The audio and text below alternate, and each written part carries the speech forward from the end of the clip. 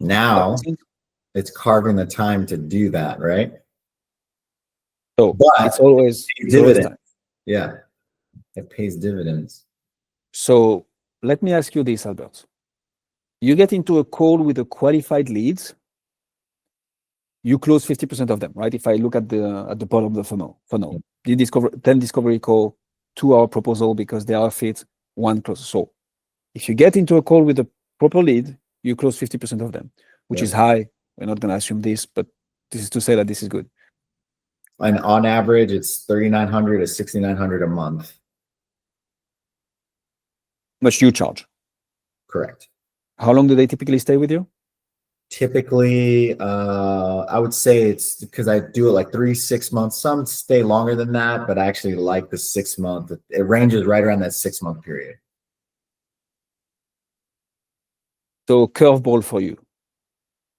Why are you not interviewing CEOs and CEOs of franchise or franchisors between the $1 and $25 million mark per year on your podcast each and every week? You get into a conversation with them and you talk to them about the business of owning a franchise, and you ask them some specific finance question. Hey, by the way, how do you solve that? How do you manage it? Oh, you don't? Okay, cool. Like other people I've interviewed for the podcast, on the podcast, and people listening to us right now, this is what you might want to do. You build authority and you solve their problem live in the interview.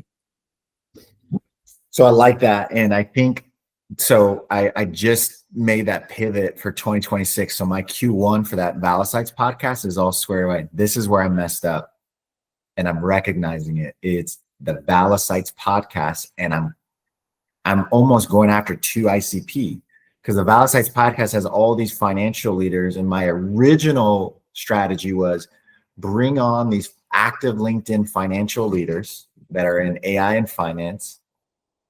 Technically, is that the Valicites ICP? No, we realized that our ICP on Valicites, which is the FP&A platform that we do, is accounting firms. They want to take their value to the next level with FP&A, but they don't have the tools, so they don't know how to. So we do it and we do it faster.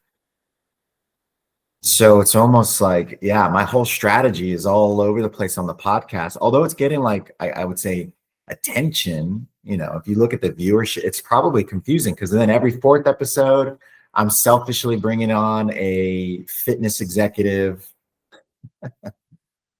Oh, man. How much reach are you getting from your podcast right now? What's that?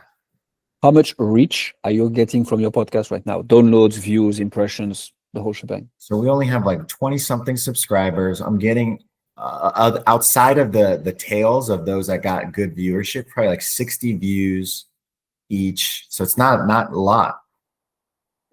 Does that convert into people going to your website? So you wouldn't know now, but booking a call directly with you, downloading a lead magnet maybe in the future. Does that translate into this? So surprisingly, I don't know. What I would say is it's creating enough chatter and buzz that people are saying they see it and they land in front of me, which has led to some recent clients. But could I reverse engineer and said they came directly from, I don't know. So attribution is hard. What often happens with the podcasts is people don't find out about you thanks to the podcast. It's just that once they find out about you and they research you before getting into a call, they are going to listen to the podcast, which is also a very good thing, by the way. So that's what might be happening.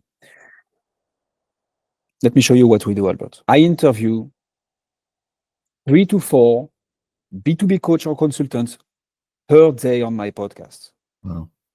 83% of them transform into a sales call. This is this week. This was last week. This is next week. Busy. Like the half an hour blocks are follow-up calls with those people. If you nail down the model of your podcast where you're like, okay, as of now, I'm only interviewing people who fit my ICP. And the intention needs to be genuinely about creating great content for that niche, all whilst building your authority in front of your guest and in front of your audience. You close the interview and then you're like, hey, John, like, how can I help? 50% of them will be like, oh, I'm good. Then you can maybe follow up on like, hey, during the episode, you mentioned this and this about, the finance function that you have right now. have you thought about this? Or like, what did you mean with that? And they're going to tell you their problem. Or 50% of them will be directly like, what is it that you do again? And oh, I help CEOs and CEOs of franchise owners or franchises making between 1 and 25 millions a year, saving 15 hours per month. Is that worth? I need to run into an interview right now, but is that worth a second chat? Cool. Let's pull up our calendars. That's it. Amazing. And so that doesn't, discard all the email nurture, lead magnet, and so on. I think this is still valuable as you build the funnel. But like, you have a tool right now, which is your podcast. You already have authority with it.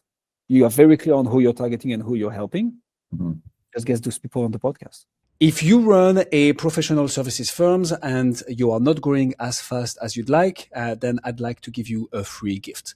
My team and I have put together the B2B Podcasting Secrets Playbook, which is basically 3 years of my teams and I knowledge, solving branding and lead generation for good for professional services firms. So if this is you, then your business growth is directly linked to the number and the quality of the relationships that you're able to build with actual decision makers, also whilst building reputation and brand. And we got pretty good at helping people like you do exactly that using podcast. So the playbook has 9 sections, from how to even position it, to finding the first guests, how to transform content and guests into clients, all the way up to becoming the #1 influencer in your space. It includes visuals, videos, text, and templates, and case studies relevant to each and every section. And if you want to go even faster, then on the thank you page, you can book a call directly with my team, and we will look at your firm, see if we can help. And if so, we'll put together a tailored plan for your specific podcast that you can use and implement.